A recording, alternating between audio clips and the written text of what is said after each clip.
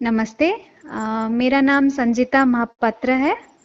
मैं राउरकेला उड़ीसा की रहने वाली हूँ। इस बार यूपीएससी 2019 का जो रिजल्ट आया उसमें मेरा रैंक 10 है। मैं राउरकेला में ही पली बड़ी हूँ, वहीं से मैंने स्कूलिंग करी। मेरे पापा is a small time businessman, mother housewife हैं। मेरी एक बड़ी बहन है जो भेल में नौकरी करती हैं। आईएएस बनने का सपना बचपन का ही था, तो वो धीरे धीरे बढ़ता गया। एंड कॉलेज में मैंने मैकेनिकल इंजीनियरिंग करी है। 2012 पास आउट हूँ मैं मैकेनिकल इंजीनियरिंग। उसके बाद मैंने Rourkela steel plant, steel authority of India limited, वहाँ नौकरी की 5 साल। 2018 में मैंने वहाँ से रिजाइन किया। फिर स्टेट पीएससी दिया था, उड़ीसा पब्लिक सर्विस कमीशन, उसमें मेरा रैंक 2 आया था। उसके बाद नेक्स्ट ईयर यूपीएससी का रिजल्ट आया और उसमें आई सिक्योर्ड रैंक। मेरा स्ट्रैटेजी पढ़ने का जो था, हमेशा से मैंने बहुत अर्ली स्टार्ट किया था। मैंने कोई कोचिंग नहीं करी है, मैंने सेल्फ स्टडी करी है कम्प्लीटली। मैंने, मेरा ऑप्शनल सोशियोलॉजी है, उसके लिए मैंने 3 मंथ्स का एक क्रैश कोर्स टाइप ऑफ किया था उपेंद्र गौर से। और उसके बाद मैंने बाकी जीएस की तैयारी, ऐसे की तैयारी, वो सब खुद से ही करी थी। मैं कॉलेज टाइम से ही न्यूज़पेपर रेगुलरली पढ़ती थी, वो मेरी एक आदत बन गई थी। कॉलेज खत्म होने के बाद जॉब शुरू हुआ और जॉब के साथ साथ मैंने पढ़ाई चालू की थी। मैंने एनसीईआरटीज पढ़ना, बेसिक बुक्स पढ़ना, बिकॉज मेरे पास कोई गाइडेंस नहीं था, कोई पीयर ग्रुप नहीं था। जो आप यूजुअली छोटे शहरों में ये दिक्कत आती है कि पीयर ग्रुप हमें मिल नहीं पाता। तो इस टाइम पे इंटरनेट मेरा बहुत बड़ा साथी बना था। मैंने वहां से बहुत रिसर्च करा। मुझे सबसे ज्यादा टाइम ये जानने में लग गया कि कौन से बुक्स पढूं, कहाँ से पढूं। अपने सोर्सेस को कंसाइज किया मैंने। पहले क्या करती थी, बहुत सारी चीजें बहुत सारी जगह से पढ़ने की कोशिश करती थी, जो अल्टीमेटली हेल्प नहीं करता था।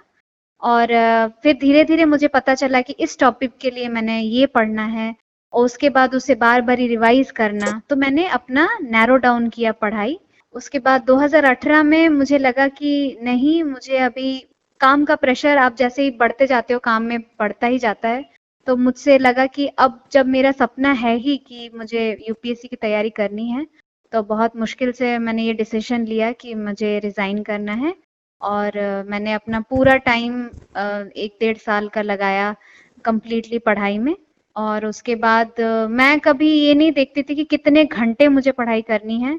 मैंने कभी घंटों को मायने नहीं दिया। मेरा हमेशा रहता था कि मैंने अपना आज का टारगेट खत्म किया कि नहीं। मैं शेड्यूल बना के पढ़ती थी। मैं शादीशुदा हूँ, तो घर के छोटे छोटे काम रहते हैं, तो मैं 9 से 9, 12 घंटे 18 घंटे एक साथ बैठ के नहीं पढ़ सकती। मुझे काम भी कुछ कुछ रहता ही है, ज्यादा ना हो पर थोड़े बहुत काम घर के रहते हैं।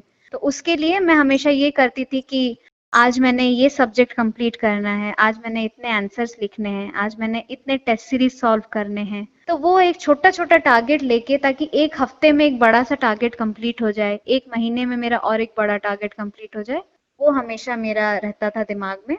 तो यही थी मेरी जर्नी प्रिपरेशन की। और ऑप्शनल को काफ़ी इम्पोर्टेंस दिया मैंने, उसके लिए स्पेसिफिक टाइम अलॉट करती थी।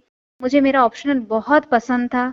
सब पूछते हैं कि मैकेनिकल इंजीनियरिंग के बाद सोशियोलॉजी क्यों, बट मुझे वो सब्जेक्ट आई कुड कनेक्ट, मुझे वो समझ आया। मुझे लगा कि मैं इसमें लिख सकती हूँ और मुझे समझ आ रहा था। तो अगर कोई सब्जेक्ट आप चूज करें, उससे आप कनेक्ट होना बहुत ज़रूरी है आपका। यही थी मेरी स्ट्रैटेजी। ये मेरा 5th अटेम्प्ट था। 3 अटेम्प्ट्स मैंने कॉलेज के टाइम पे दिए थे, जब मुझे कोई भी आइडिया नहीं था कि क्या होता है। मैंने प्रीलिम्स भी नहीं क्वालिफाई किया था। 4th अटेम्प्ट में मैंने मेंस लिखा था, वो मेरा नौकरी के बाद सीरियस अटेम्प्ट था। और 5th अटेम्प्ट ये जो मेरा फाइनल अभी हुआ, मेरा ये 5th अटेम्प्ट था यूपीएससी में, जिसमें मैंने फाइनली रैंक सिक्योर किया। मेरे पहले 4 अटेम्प्ट में जो गलतियां थी, पहले 2 अटेम्प्ट गलतियों की वजह से नहीं, मेरे प्रिपरेशन की वजह से थी। क्योंकि ना मुझे सिलेबस, बुक्स, लिस्ट, कहाँ से क्या पढ़ना है, कुछ आइडिया ही नहीं था। और मैं कॉलेज में थी, सीरियसनेस भी काफ़ी कम थी तब। तो मैंने उस हिसाब से नहीं दिया था, बिकॉज यूपीएससी क्या होता है, उसके इम्पोर्टेंस क्या होती है।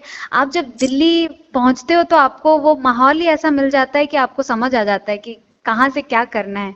वो चीज़ मुझे पहले नहीं पता चली। थर्ड अटेम्प्ट में मैंने सारे एनसीईआरटीज, बहुत सारे बेसिक बुक्स पढ़े थे, पर प्रीलिम्स उस बार नहीं हो पाया। मुझे लगा मेरी रिवीजन की काफ़ी कमी थी, मुझे सब कुछ बहुत अच्छे से याद नहीं था। फोर्थ अटेम्प्ट में मैंने ये किया था, क्योंकि ना मैंने इतनी बार एनसीईआरटीज पढ़ रखी थी, मेरे लिए एनसीईआरटीज काफ़ी इम्पोर्टेंट थी, मुझे काफ़ी हेल्प मिली। सबका अपना अपना होता है, बट एनसीईआरटीज मैंने बहुत ही डिटेल से पढ़ा था, बिकॉज मेरे पास तभी वही रिसोर्सेज थे। दैट वाज जो ऑनलाइन ई पाठशाला से मैं डाउनलोड करके एनसीईआरटीज पढ़ती थी, और उसे मैंने काफ़ी बार रिवाइज किया है। और फाइनली मैंने उसको फाइनल रिवीजन के लिए एक 2-3 पेज के पतले पेपर में मेन की पॉइंट्स जो यूजुअली प्रीलिम्स में पूछते हैं, एक वर्ड डाल देते हैं और उसके 4 ऑप्शंस, वो करा था। और फोर्थ अटेम्प्ट में मैंने सबसे इम्पोर्टेंट चीज करी थी, मैंने बहुत सारे प्रीलिम्स के टेस्ट सीरीज सॉल्व किए थे, जितने अवेलेबल थे। I had made it a point कि दिन में 2-2 3-3 टेस्ट सीरीज सॉल्व करना है। एग्जाम के एक 15-20 दिन पहले मेरा वही फोकस रहता था, कि उससे आपको एक आइडिया आ जाता है कि एलिमिनेशन कैसे करना है। प्रीलिम्स काफी ट्रिकी हो गया है because of all this, but अगर आपका बेस एनसीईआरटी वाला बेस, करंट अफेयर्स आप कैसे पढ़े ना, इतने सारे रिसोर्सेज आ गए हैं मार्केट में, इंटरनेट में, आप 2-3 जगह से पढ़ो, फिर आपको पता चल जाएगा कि कहाँ से बहुत सारे क्वेश्चन, करंट अफेयर्स रिपीटेटिव है, तो आप फिर उससे पता लगाइएगा कि कौन सा करंट अफेयर्स एक या 2 सोर्सेज से नैरो डाउन करिए और उसी को पढ़िए। मेरा जीएस का ये स्ट्रैटेजी था, मैं हमेशा हिंदू बहुत डिलीजेंटली पढ़ती थी, मुझे वो अच्छा लगता था। सब कहते हैं आजकल बहुत कंसाइज नोट्स मिल जा रहे हैं, बट मुझे लगता है कि आपको पेपर रीडिंग से जो आती है अंडरस्टैंडिंग, वो आपको कंसाइज नोट्स उससे आपको नहीं समझ आएगा। तो try to develop that habit. मैंने जीएस के 4 अलग अलग कॉपीज बना लिए थे। मैं हमेशा जो भी पढ़ती थी उसको उसी टॉपिक के अंडर लिख लेती थी, बट उसको ऐसे लिखना है कि ऐसे की तरह नहीं लिखना है, पॉइंट वाइज लिखना है, कि अगर मेंस में ये क्वेश्चन आता है तो मैं डायरेक्टली यहाँ से उसको उठा के चिपका सकूं। धीरे धीरे ये जो मैंने नोट्स बनाने का सिलसिला है ना, ये 1 साल में नहीं हुआ, ये काफी टाइम लगा टू मेक कंसाइज नोट्स। आप हमेशा ये याद रखिए कि ये बहुत जल्दी ऐसे एक दिन में होने वाला चीज नहीं है, ये आप मैच्योरिटी डेवलप करते हो धीरे धीरे, जैसे आप प्रैक्टिस करते जाते हो। तो कंसाइज नोट्स बनाओ, और नोट्स ऐसे होने चाहिए कि आप उसको अपने एग्जाम के पहले रिवाइज करके जा सको। मेरे फोर्थ अटेम्प्ट में जो मेंस था, मैंने उसमें क्वालिफाई नहीं किया, और मेरा सबसे बड़ा उसमें प्रॉब्लम यही था कि मैं अपने नोट्स इतने अच्छे से जो पूरे साल बनाए रिवाइज कर नहीं पाई। तो that was my learning point कि मुझे अगली बार से ऐसे नोट्स बनाने हैं जो मैं रिवाइज कर सकूं, नहीं तो मेरी मेहनत का कोई मतलब नहीं है। ऐसे को हम हमेशा भूल जाते हैं या ज्यादा इंपॉर्टेंस नहीं देते हैं, बट मुझे लगता है it's a very contributing factor. उसके लिए आप, मैंने हमेशा से प्रीलिम्स के तुरंत बाद ही ऐसे का एक टेस्ट सीरीज ज्वाइन किया, ताकि मुझे इवैल्यूएशन हो और पता चले कि मैं सही लिख रही गलत लिख रही हूँ। तो आप कंटिन्यूअसली हर हफ्ते 2-2 ऐसे भी लिखो, तो बाय द टाइम आप मेंस लिखने जाते हो, आपकी बहुत अच्छी प्रैक्टिस हो जाती है, और मुझे ये काफी हेल्प किया था। बाकी अगर किसी की इंग्लिश वीक है, किसी को डेवलप करना है, तो काफी सारे अवेलेबल हैं इंटरनेट में material, you can focus on that. Third is optional. Optional के लिए हर दिन मैं प्रीलिम्स से पहले मैं 1 महीना, बीच में प्रीलिम्स का पहले 1 महीना मैं पूरा छोड़ती थी सिर्फ रिविजन के लिए। उसके पहले तक मैं हमेशा optional, second half of my day 2-3 घंटे ऑप्शनल पढ़ती थी, वो मेरा हमेशा फोकस रहता था। सुबह जीएस 1-2-3 में rotate, second half is optional GS 4। GS 4 मेरा कांस्टेंट था।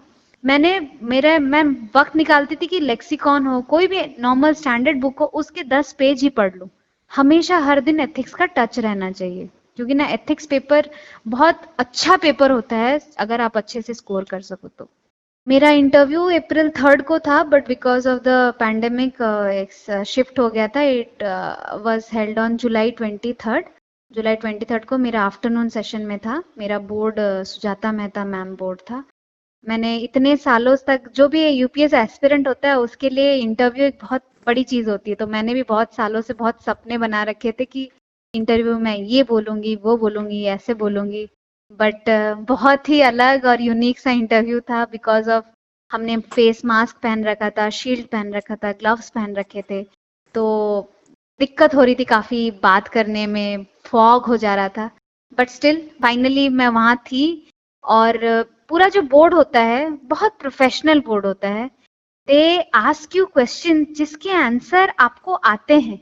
वो आपको ग्रिल करने की कोशिश नहीं करते, वो आपसे जानना चाहते हैं कि अगर एक टॉपिक है, आपका इसमें कितनी अंडरस्टैंडिंग है, आप इसके लिए कुछ नया क्या बता सकते हैं। वो उसी फील्ड में बहुत सालों से काम कर रहे हैं, वो नहीं सोचते कि आप अभी बहुत बड़ा सा कोई बता दोगे कि आप ये कर दोगे वो कर दोगे। They just want a basic understanding. जैसे मुझसे उन्होंने एक बहुत सिंपल सा सवाल पूछा कि चाइल्ड लेबर के अगेंस्ट में हमारे इंडिया में बहुत सारे laws and rules and regulations हैं, पर फिर भी चाइल्ड लेबर कितना रैम्पेंट है। तो आपको क्या लगता है, हमें अपने रूल्स एंड रेगुलेशंस को और ज्यादा स्ट्रिंजेंट बनाना चाहिए, स्ट्रांग बनाना चाहिए, हमें और पेनल्टीज लगानी चाहिए? तो मैंने रिप्लाई किया था, नहीं सर, हमारे रूल्स एंड रेगुलेशन सफिशिएंट है। हमें ये जानना है कि चाइल्ड लेबर का असली प्रॉब्लम क्या है। The problem is poverty. तो this is what shows them that आपके पास क्या अंडरस्टैंडिंग है।